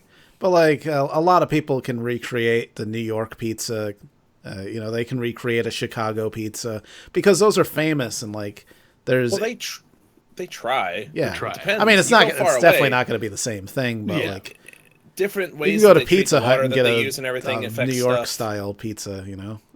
Yeah, there's places in California that like ship in or like bring in water from like New York. Like it's it's a lot of work to recreate it because every little thing is going to affect it. Yeah, but like the South, like it's not even on the map, so people don't even realize that it's different pizza, and there's like no reason to recreate it because it's not good. Yeah. I don't even know how to describe it. It's like very thin on sauce. Like, I hate that. Like if you get a pepperoni pizza at like a mom and pop chain, like the pepperoni's under the cheese sometimes, which is kind of weird. Mm-hmm. Yeah. Yeah. Strange. It's like we put the pepperoni on first.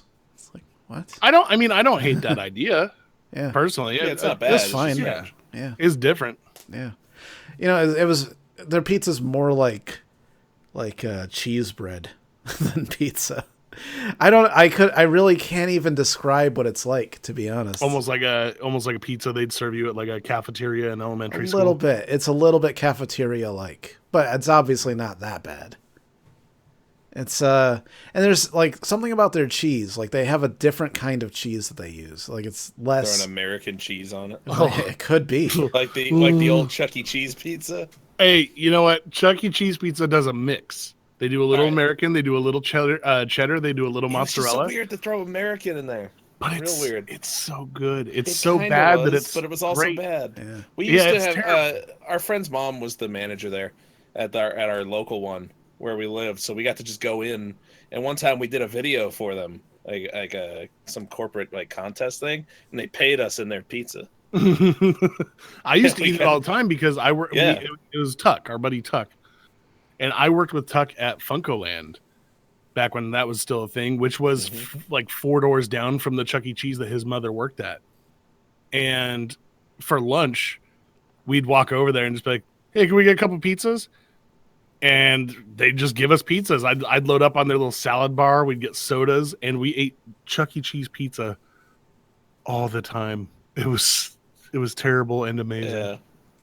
American cheese has no place in pizza mix. Yeah. It was very like non-mozzarella like pizza cheese. It might have even been like provolone almost. Like it's kind of provolone in texture. And light on sauce, and the sauce itself was like a little bit more acidic, I would say, like thinner and more acidic. And the crust was kind of more like a bread. It was like very bubbly bread. Spongy. Yeah. Yeah. I'd almost want to go there just to have it again. Just be like, what is this? Like my preference is like New York pizza, I think. As you know, as New York as I've had pizza in New York. You know, like there's places like I think that's like the default for like where I live is like they make it New York style. But I've never had a real like a Chicago pizza. Neither of them. That's the one that I want to. I've never done it. I had Uno Pizzeria, which it makes it Chicago style. Yeah. Like that's like their whole thing. It was all right. Like I thought I was gonna hate it. I don't think I'd choose it over New York pizza any day, but it was good in its own way. Yeah. Very thick. Yeah, I've never had like a really good deep dish either. But oh man, I'm pizza. not, we're just all hungry. Yeah, Jeez. I think that's what it is. In California, because of the fact that like I couldn't really get good pizza anywhere, I fell in love with Costco pizza. Yeah. Costco You ever have the Costco pizza, the one that Not that I can remember. So they sell it at their like little cafeteria area. And like on the way out? Yes. I think I have actually. It's just been too long to remember what it tastes like. You can get it to go, and they're gigantic. They're like bigger than an extra large at a pizza, like at a regular pizzeria. They're big as shit, but they're really good. I mean, if you don't have pizza aside from Domino's or Papa John's, like if those are your choices, Costco pizza, is fantastic. Eric Reardon says we need to get Snake Feast Explosion where we go around doing videos reviewing food. If we ever got to the point where like this was, you know, like we were paying the bills, you know, like we could afford to do stuff like this, I would love to just go on a road trip where we just go around and try pizza from different places.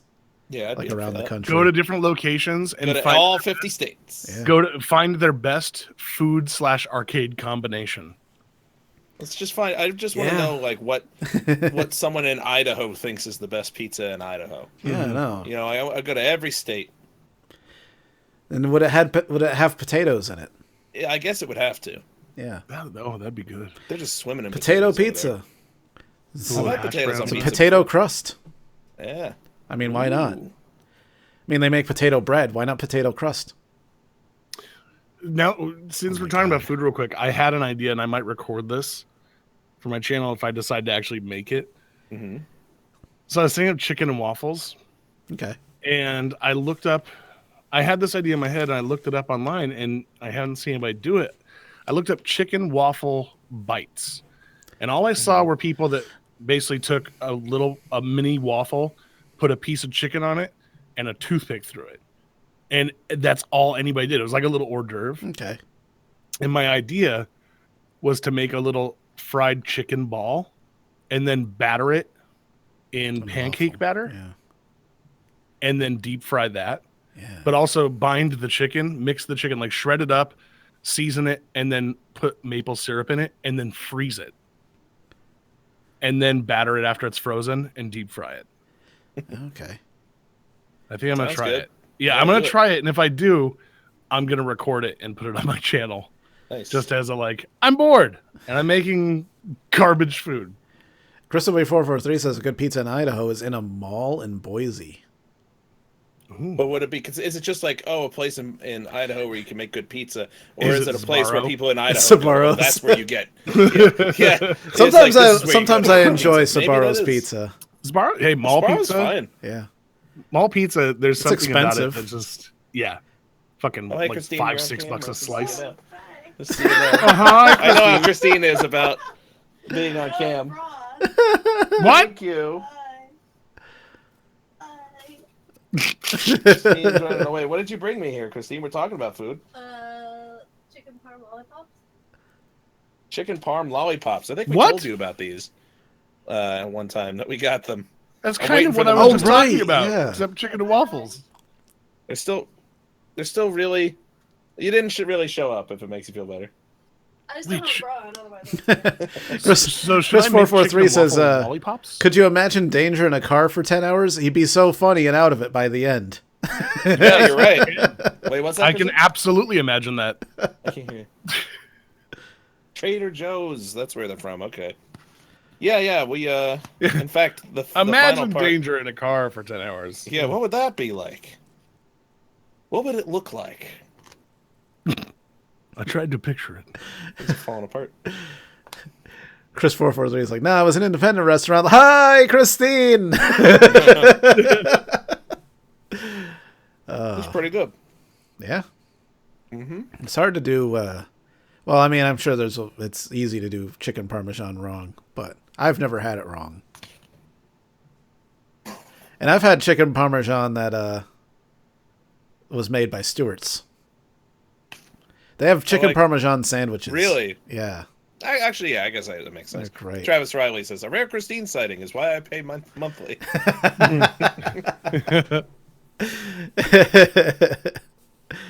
Oh, man. Oh, man. This was good. It was. It's a good time. I like the end part where we just look at the chat. Honestly, this is what people don't realize. This is what happens after every stream anyway. Yeah. We just sit around and bullshit. It's basically how it goes. We probably get more streams done if we just started up the next stream after. Yeah, seriously. And just did all of our bullshitting on camera. Or just recorded it every Turn time. that into a another podcast. Yeah. Maybe I will. I don't know. A lot of times we'll talk about things that we're not allowed to talk about. No, but you cut it. You splice it together. Yeah. I'm sure if you recorded after every time we fucking did a stream, you could piece together something. Something pretty hilarious. It'd be like the after stream podcast. It's not a bad idea. Yeah. You should do that. Oh, man. I forgot that this was even streaming. I didn't have the link to the stream, so I forgot that people were in the chat. Boosa says that he used to think that he made really good chicken parmesan until Ivy made him some. Shut the fuck up, Boosa. God. You know, I need it. You were playing with Julie today, and then you jumped in the chat, and you were like, We need to get a house in Massachusetts. Yeah. So I looked it up, right? Mm. And we could get we could rent a 3-bedroom house or apartment or whatever it is for about $1,600 a month. Which isn't terrible. I mean, that's basically what I'm paying now. I mean, I can't afford it. With but... like rent split, I mean, if there were 3 of us, that'd be $500 a month. Yeah, which is more than I'm paying right now. Booster's got more about the food, Chad, if you want to hear. He says, I mean, she made it a second time even better. No, I don't want to hear. Full rotisserie chicken and shredded it herself and made spicy chicken parm instead of baked dinner dinner rolls. God damn it. Well, now we hate Boosa. Oh, it's not chicken. The after podcast. Mm-hmm. Oh man, the Ivy food is the best food. Yeah. It really is. I still remember the ghost pepper sauce. Me too. I only had it that one time. You got extra. Yeah, I did. I got a whole container of it. I put it on everything that I made after that. I made cheeseburgers that were basically marinated in it. Mm-hmm. And it was like the best ever. Those ghost pepper chips that I got from Trader Joe's kind of tasted like a cheap version of it. Like if you made a dusting version of what we ate. Yeah. It came close to like the taste of it. If you somehow took that sauce and turned it into powder form. Yeah. It was pretty close. It was close enough to make me like, oh, I missed that. Oh man. Chris over for Chris says one day you'll all live close to each other. It'll happen. We will see. And then we can hate each other in real life. Yeah. Yeah. I missed that. We could all get houses next to each other, like across the street, so that we could all like neighbors. We could all like look at each other through our windows and then close the blinds when the other person shows up. Chad goes out to get the paper. I'm just over there in the room like, hey, Chad. Just dump my coffee on the ground, be like, I'm done. And just walk back in. We'd be like the Burbs in real life. Yeah. I'd be the weirdo. I'd be the weirdo that You'd be Rumsfeld. You'd be the fucking old war vet who's just sitting there like saluting the flag on his lawn. Like the neighbor's dog comes and shits on your grass, and you're like, I'm gonna fucking staple his ass shut. I don't know. I thought I'd be the weird guy that like uses his car to take out his garbage at 2 o'clock in the morning. Yeah, I feel like that. I don't know, because we're actually perfectly set up for the burbs because you're Rumsfeld. You're the fucking war vet across the street. Russ is Ray, the Tom Hanks character, who's kind of the straight man, and I'm Art, the crazy one who'd be shooting fucking birds in the backyard. Like, your fucking neighbors are murderers, Russ. That would be good. Should we just try to fucking remake the Burbs? Remake the Burbs? Oh man! Oh, we can only hope. If we put out a Kickstarter to remake the Burbs. Travis Riley says, "Can that be a sitcom? Chad, Russ, and Danger living across from each other." See, that would work just because if we all live together. Just because then we could just remake the Burbs as like part of like an episode or a few episodes. Yeah, just do that and then go on to something else. Yeah, I'm still deciding what I'm going to make in Rockstar Editor. Very important to me. Very important to me. So I'm making sure I want to make that webcomic. I should just throw together some concepts and show you what that's like. You'll probably be like, I'm a comic book artist now. Anything you need from me to make it happen, just let me know. Everything? I want to make I want to make something I need your brilliance. I think the happiest not happiest, most fulfilled I was over the last few years was doing Grand Theft Alien. It's like my one thing that was all it was on Hike's channel and Hike had plenty of input. Hike and Bren wrote together for the most part, but it was mostly me. So it was like it felt like my thing. I don't want that again. Yeah. Weekly is a stretch, man. Though I don't know if I'd be able to do weekly. I'd always try to do monthly, but it's all gonna have to wait till after this is done. Honestly, here's my hope. Let's just say I get the delivery. Like I don't know if I've talked about it on the air, but like there's a couple. I could try to get another editing job, or I could take a simpler job. Some people might not know why you need a job. Well, I think Hike announced it, but not everybody here watches Hike. That at the end of the month, me and Brendan are done, just because he can't afford to pay us anymore. Yeah. Sadly, and it's not to say he can't completely afford it, but it's like he needs to be saving money right now. So it's understandable. Everything's fine, but it's like, at the end of the month, I gotta do something else.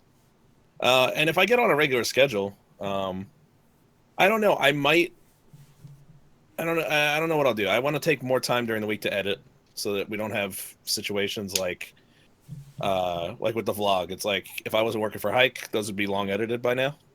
Yeah. But it's just, but now that I won't be, I think I'll put more time into that kind of thing. And I don't know about weekly, but I could do at least once a month an episode of something. Tragic needs a music video for his song, Eric Rudin says. He needs to finish it. And Gaming Monkey brings up the main vlog. Yeah, as soon as I'm not working and streaming all day, that'll be my thing. Yeah. It's stressful. Even for like I feel stress for your situation. Cuz like here I am working full time and it's like how do I make enough money to give Russ money too? And meanwhile I'm like, how can I avoid eating food for a week so I can pay the bills? I need to cut out 7 days of eating this month. You can figure that out. I've done that. I've had days where I've been that bad where it's like, fuck. Yeah. We've had a lot of ramen. Yeah. I just gotta figure out how to not hang myself. Yeah, that's basically that's my. That's where we're all at. See, I can't hang myself because I can't afford the rope. You ever? I always think to the how they that one. I won't say too much because it's spoiler. If you haven't watched The Wire, you should. But how they made it look like the one guy hung himself. You remember that? What? Oh, no. This is for Chad because I know you. I can't remember. Dangerous hair's out of control. Was one of the big characters. It's true. And they showed it. I'm like, that would work. Like in my head, like, yes, I think I could pull that off. Shit, I can't remember it. I've watched The Wire 3 times now. Yeah, end of season 2. like one of the last things that happened in season 2, and but regarding a first season character. Chris says my hair is out of control. Yeah. Chris is like, oh, I feel so bad now. LOL, poor guys. It's weird. It's like, I don't feel bad for us. Yeah, no. And plus, the people watching live right now are, you guys are contributing. Yeah, if you're here. Our entire business plan revolves around the kindness of others. And us not actually returning very much in return. That's why I wanted, I like that we did this as like a Patreon thing, because we should. I know you've been streaming so much, so it's harder to do just the recording sessions like you did a few times, like my summer car and everything. Yeah, and I mean, with this, we have to like ignore the chat anyways when we're doing it, so makes sense. But at least we got this. Yeah, this is nice. People watching the playback will get to this point and they're like, "When is it gonna end?" I thought this was supposed to be funny. What the fuck? Like, during the actual podcast, they drop like 4,000 frames, and then when they're just bullshitting at the end, it's been rock solid. Oh, yeah, but for everybody feeling bad for us, don't feel bad for us. Like, you guys are the ones, you're seriously actively contributing to us getting out of these situations. So it's fucking awesome. Like, it's more than we could have ever dreamed of. Yeah. I mean, I could go out and, well, I mean, it's not that easy to go out and get a job where I live, but I could go out and get a job. But like I'm able to do this, which is the dream. It's the dream. And like I just want it to be better so that I have less guilt. I have a lot of guilt these days. And so you have guilt. Yep.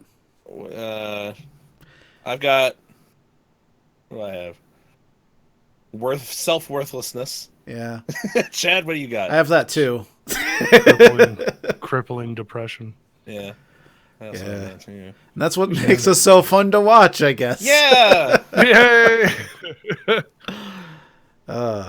I think I seem happier in a normal day, though. Like, just I have that disposition. Yeah. So I think it throws people more for me. I'm like, nah. I'm dead inside, imagining what it was like if I was hanging off a door from the wire. Oh yeah, off the door. Remember? Oh, I forgot. Like, yeah, I wonder. I think that's so sad. God, it was. But it would work. My sister's potentially getting a job in Woodstock, New York. Apparently, there's these rich people, right? People that the kind of people that Christine would love to be, because what they're doing is they're building like a commune situation. Okay. For transgender people who also are like have bad life situations. Or they're going through rehab or something, like as an alternative to rehab, like kind of a halfway house situation. But it's on this land that they own. It's kind of like, it'll be kind of like summer camp, I guess. And she's going to be like, building and farming and stuff like that. Which is cool. It sounds like a cult, but it's cool. It does. I'm like, you know what? It sounds like a cult, but it sounds perfect for you. but she's like, yeah, I think I'm gonna take the car with me, because like right now I'm like in between like making it my car and it being my mom's car, because my sister driving my car to work like killed it, and then I had that other car that blew up as well, so like now it's that, and I'm like, what the fuck am I gonna do when I don't have a car where I live? I'm fucked. I'm so fucked. So all I can do is just hope that she doesn't get the job. That's all I can do. How long would it take you to go to the nearest, like obviously you can get food to some degree close by, but to go to like for essentials, like on foot, like a Walmart type of place at the least, like how long would it take you to walk there? To go to Walmart? to walk. A place like it. Like there could be someplace closer. Well, I mean, where you could just get essentials. Okay, so Carthage would be the nearest place where there's like a Walgreens. Okay. And there's also like grocery stores there. That's like where I go to like grocery shop, and that's, I don't know, maybe 10 miles. All right. So A while. There's a lot of hills. At least a few hours. Yeah, it would take me, well, shit, I don't know. Hey, you got that electric skateboard, and the weather's getting warmer. Good thing I got my electric skateboard. That's going to be on the next episode of the vlog. Will be out probably right after April's done, and I have the time to edit it. So, there's a lot of stress factors where it's like, I really desperately want to make this more successful than it is. Not just for Russ, but for me too. Cause I'm just kind of getting by, and as long as everything stays the way that it is, that's fine, but that's not how life works. So I know something bad's going to happen, and I have to be prepared for that. And right now I'm not. So I'm just waiting for the inevitable time when all of a sudden I'm like, well, I'm fucked. Time to go to the job factory. Busa says, I bought my dad a car, a cheap $500 car, and then the sister took it, got drunk, smashed it up, and hit a cop. She's a winner. Jesus. Damn. Yeah. And mine's just joining a cult, so I think I'm out ahead. At least she should be taken care of. She didn't hit a cop with a car while she was drunk. She's just joining a cult. Now, it seems like a nice place, but I think they need to work on their terminology a bit. Because, like, the idea is that it's a place for transgender people, but they're also calling it, like, a communist community. It's like, you probably shouldn't call it that. Yeah. Like, I really don't have anything against communism. I think it's a great concept. It just hasn't been handled very well in the past. But if you look at China's a good example of communism, because if you go to China, it's actually a nice place, and it actually worked out for them. And like if you go to Shanghai, you wouldn't realize that they were communists. Like it's like being in New York City. You wouldn't know. But in America, you don't want to call it that. You don't want to, especially if it's like both of those terms together. Like people don't need even more reason to not like transgender people. Like that's something that like Trump would like firebomb from a distance. But that's like Democrats. If you want more communist transgender cults, like God. But I think that's just what one person was calling it. Like she was talking to her friend who's, I guess, going to be working there as well, I guess, or something like that. And that's what she called it. I don't think that they would call it that if they're smart. But the idea is that it's like a community-driven place where transgender people who have problems can go. That's good. Sounds like a good idea. Sounds nice. Yeah. Chris443 says, guys, let's mail Danger bulk food. I did want to send him some Doritos once just to see how much it would cost. Just one bag of Doritos from Amazon. But even I don't know where to send it. Yeah, it's a mystery. One person knows where to send it. I know where the only thing I don't have is the number. I know the rest. Just because you don't forget a street name like that. That's all I'd say. Really? Yep. It's memorable. Which one? For some reason. The one you live on. The one I live on, or the one where mail goes? The one where you live on. Oh, okay. Yeah, I guess you're right. It's a good name. Yeah. Oh, man. Well, this has been fun. It has. Yeah. It really I almost don't want to end it, to be honest. I know. Even though we are looking... I'm looking at chat, like, it's still... I keep forgetting that this is actually, like, going to be online. Yeah. This is what a Patreon stream's like. Yeah. it's a lot be a less part of it. stress. Like there's like, how many people are watching? It's like nine. 9. Okay. Yep, including me and you. And hey, I can go to participants and say, oh, actually, wait, they're not all in there. Never mind. Busa is in there, of course. Chris Whitmer's in there. Eric Reardon, Gaming Monkey. Yeah, Travis Riley. it's just nice. That's all the ones that show up in participants, even though I know there's been more. Yeah, Quarter. but It has been nice. yeah, it's nice. It's very low stress, and everybody here likes us. Yeah. At least I assume. Gaming Monkey's gonna mail me a potato. I love potatoes. I'll take a potato. Potatoes are great. Yeah. Eat a raw potato. I keep on forgetting that I have potatoes. Like I have a big bag of like big ass like Idaho potatoes, the ones that are like this long. And I'm like late at night I'll just be walking around my kitchen like, oh, there's nothing to eat in here. And I always forget about those. Like I could make a potato. Eat a raw potato every day. Let's just live on that. There was Should I make a video series called A Potato a Day where every day I just set up my camera and I eat a raw potato? Yes. You eat like an apple. You know what when we used to listen to Opie and Anthony, they had this intern who eventually became a producer and has his own show named Sam Roberts. He used to talk about his dad, who was this like old school guy with like a handlebar mustache. And they got stories out of him. Like one of his favorite treats was to take a raw potato and just like dip it in buttermilk and take a bite. Wow. Jeez. I'm like, raw potato and buttermilk. Okay. And he was like, oh yeah, it's one of the great treats of all time. Really? It's like, but I kind of want to try it and never have. Just hearing about it. Get some buttermilk, Danger. I've had like buttermilk pancakes. I've never had actual buttermilk on something before. I thought it was just something that pancakes were made out of. Isn't all butter made from milk? So like, isn't all butter buttermilk? I don't know. What is the difference? I mean, obviously there has to be a difference, right?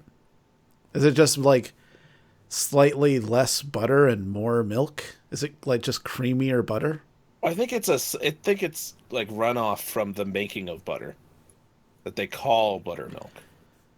Well, the runoff would be milk. Well, but because like it's like you churn butter. So like when you churn butter, it separates the fat from the milk, and then that's the butter. That's really all there is to the process. So there's not much else, not much more byproduct than that. Have you ever made butter before?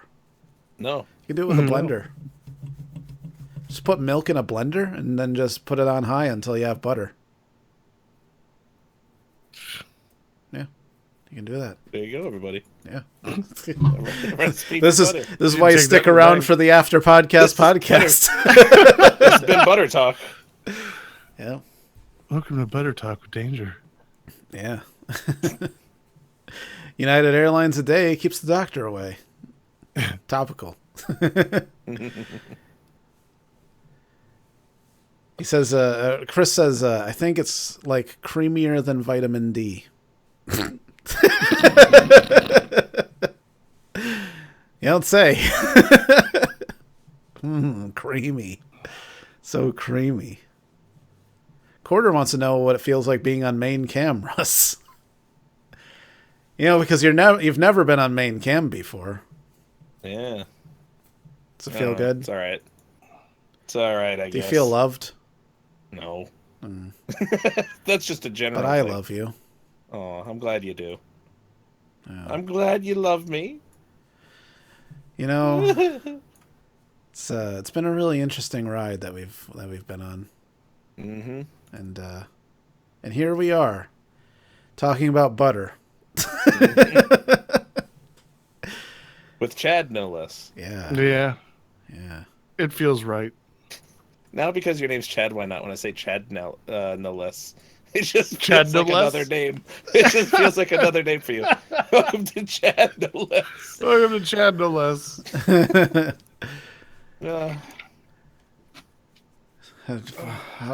Listen, welcome to Chad. How come? Chad, why come? Chad, why are we here? Mm. Oh man! But there we go, everybody. That's the end. That's probably the longest after podcast there's ever been. But it's been fun hanging out and just having a chill time. We should have just turned on Battlegrounds and played around. Yeah, it's an option. We could have. Yeah. Next time we'll know. Next time. Well, we're doing the after podcast. Yeah. But thanks everybody for hanging out, and we'll be back tomorrow with an actual stream. And then you can gloat to everybody that you saw the podcast first before everyone else. Mm-hmm. Woo! Now you were there when all those frames were dropped.